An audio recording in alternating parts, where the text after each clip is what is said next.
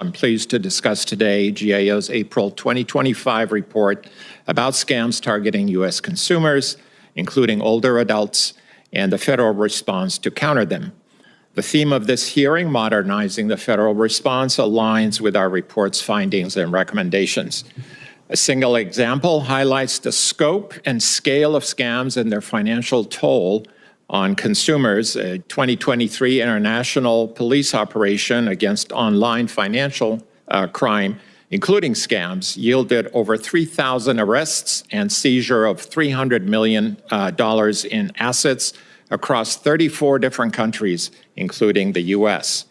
Relatedly, in December 2025, by extrapolating complaint data, FTC estimated U.S. consumers incurred $196 billion in financial losses through fraud, including scams, $82 billion of which, or 42%, was incurred by older adults. However, the full extent of financial losses is likely understated since consumer complaints are, in turn, underreported. Scammers move metaphorically at the speed of light, as some of the other panelists from the first panel mentioned, and with great sophistication. Frequently operating, as we heard, from foreign countries, scammers employ deception or manipulation enabled by state-of-the-art technology, including artificial intelligence, to achieve financial gain.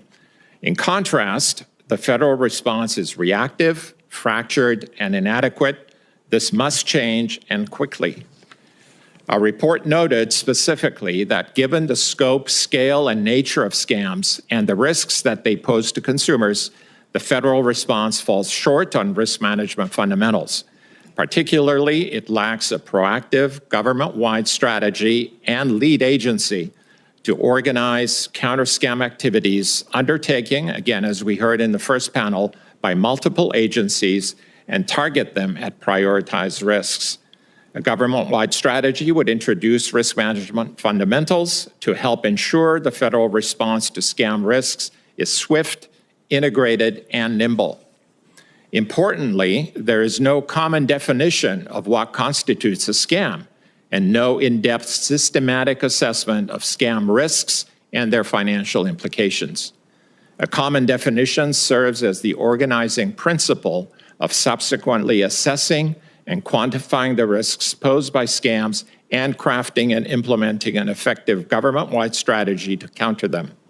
Otherwise, there's no assurance that any revamped federal response will counter the right risks in the right priority and in the right manner.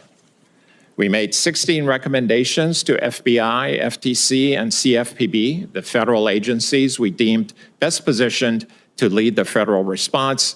To date, these agencies' rejoinders to us are mixed. They agreed with some recommendations and disagreed with or took no position on others.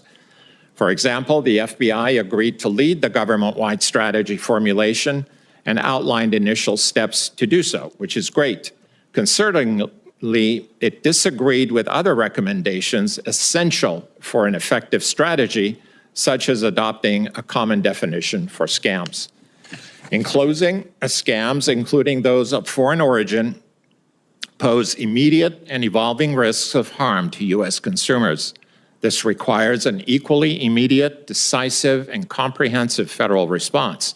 Accordingly, it's imperative for agencies to implement all our recommendations fully and expeditiously. The solution starts with a strategy. There's no way around this. Chairman Schweikert, Representative Spartz, Senator Hassan, this concludes my remarks. I welcome the committee's questions.